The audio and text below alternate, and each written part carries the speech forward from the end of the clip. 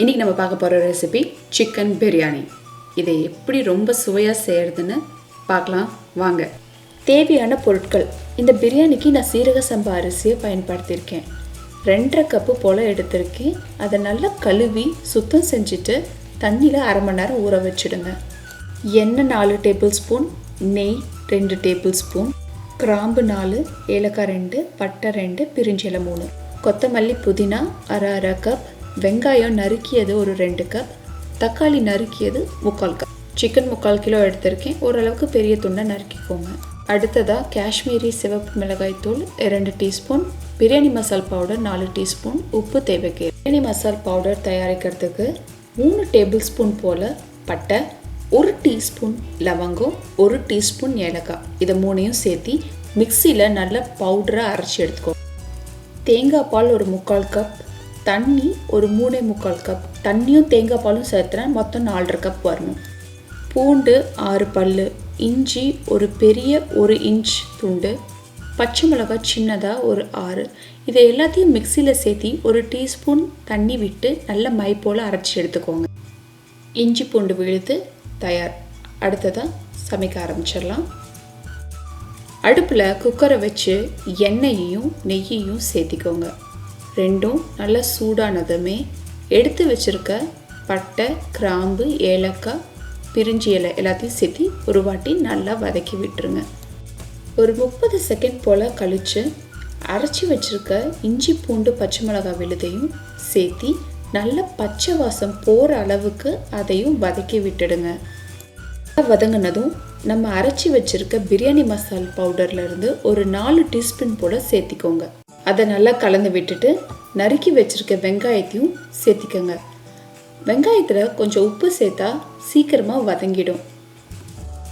கொஞ்சமாக உப்பை சேர்த்தி நல்லா வதக்கி விடுங்க. மூடி வச்சு வெங்காயம் பொன்னிறமாக மாறுற வரைக்கும் நல்லா வதக்கி விடுங்க.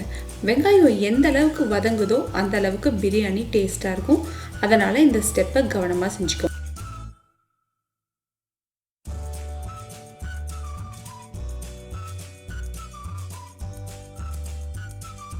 அடுத்ததாக நறுக்கி வச்சுருக்க தக்காளியும் சேர்த்து வெங்காயம் போலவே மூடி வச்சு நல்லா மசிகிற அளவுக்கு வதக்கிக்கோங்க.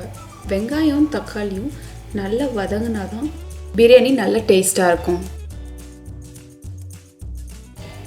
அடுத்ததாக இதில் நம்ம எடுத்து வச்சுருக்க 2 டீஸ்பூன் காஷ்மீரி ரெட் சில்லி பவுடரையும் சேர்த்திக்கோங்க. கூடவே எடுத்து வச்சுருக்க புதினா, கொத்தமல்லி தழை, அப்புறம் தேவையான அளவு உப்பையும் சேர்த்து நல்லா வதக்கி விட்டுருங்க. நீங்கள் சாதாரண மிளகாய் தூள் கூட யூஸ் பண்ணலாம். காஷ்மீரி பவுடர்னால் கொஞ்சம் கலர் நல்லாயிருக்கும். அடுத்ததாக எடுத்து வச்சுருக்க 3/4 கிலோ சிக்கனையும் சேர்த்திக்கங்க. சிக்கனை ஒரு 2 நிமிஷம் போல் வதக்கிட்டு மூடி போட்டு மிதமான சூட்டில் ஒரு 5 நிமிஷம் வேக விட்டுருங்க. நடுவில் ஒரு முறை எடுத்து வதக்கி விட்டுருங்க.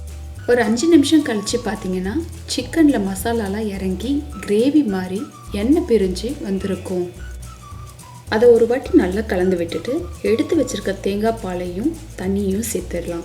உங்கள் தேங்காய் பால் ரொம்ப திக்காவோ அல்லது க்ரீமியாகவோ இருந்தால் கொஞ்சமாக தண்ணி சேர்ந்து டைல்யூட் பண்ணி 3/4 கப்புக்கு மெஷர் பண்ணிக்கோங்க. மொத்தத்தில் தண்ணியும் தேங்காய் பாலும் சேர்த்துனா 4.5 கப்பு மட்டும்தான் இருக்கணும். ஒரு முறை நல்லா கலந்துட்டு உப்பு சரி பார்த்துக்கோங்க. உங்களுக்கு உப்பு தேவைப்பட்டால் இந்த சமயத்தில் சேர்த்திக்கலாம். இது நல்லா கொதிக்கணும். கொதி வந்ததுக்கப்புறமா தான் நம்ம அரிசியை சேர்க்க போகிறோம். நீங்கள் கழுவி வச்சுருக்க அரிசியை தண்ணியே இல்லாமல் நல்லா வடிகட்டிட்டு கொதிச்சிட்ருக்க இந்த கிரேவியில் அரிசியை சேர்த்திருங்க. ஒரு முறை நல்லா கலந்துட்டு குக்கர் மூடியை போட்டு மிதமான சூட்டில் 15 நிமிஷம் வைக்க போகிறோம். ஒரு சிலருக்கு தண்ணி மேலேயே தங்கிடுது, அடியில் தீ பிடிச்சிடுது அப்படின்றவங்களுக்கு குக்கர் மூடி போட்டு 5 நிமிஷம் கழித்து ஒரு வாட்டி குக்கரை திறந்து நல்லா கலந்து விட்டு மறுபடியும் மூடிட்டிங்கன்னா மிச்சம் இருக்க டைமில் அது ஈவனாக குக் ஆகிடும். 15 நிமிஷம் ஆன உடனே குக்கரை ஆஃப் பண்ணிவிடுங்க. உடனே திறக்க வேண்டாம். ஒரு 10 நிமிஷம் போல் ரெஸ்டிங் டைம் கொடுத்துருங்க. குக்கரை திறந்ததுக்கப்புறமா சைடில் இருந்து பிரியாணியை கலந்து விட்டுருங்க. பிரியாணி பாருங்கள் உதிராக எவ்வளோ அழகாக வெந்திருக்குன்னு. உங்களோட சர்விங் பவுலுக்கு இதை மாற்றிடுங்க. வெஜிடேரியன்ஸ் இதே ரெசிப்பியை சோயாவிலையும் அல்லது மஷ்ரூம்லேயோ ட்ரை பண்ணலாம். ஒரு பிளேட்டில் சர்வ் பண்ணிவிட்டு உங்களுக்கு பிடிச்சமான பச்சடியோடையும் இல்லாட்டி கிரேவியோடையும் சாப்பிட்டு பார்த்துட்டு எப்படி இருக்குன்னு எனக்கு சொல்லுங்கள்.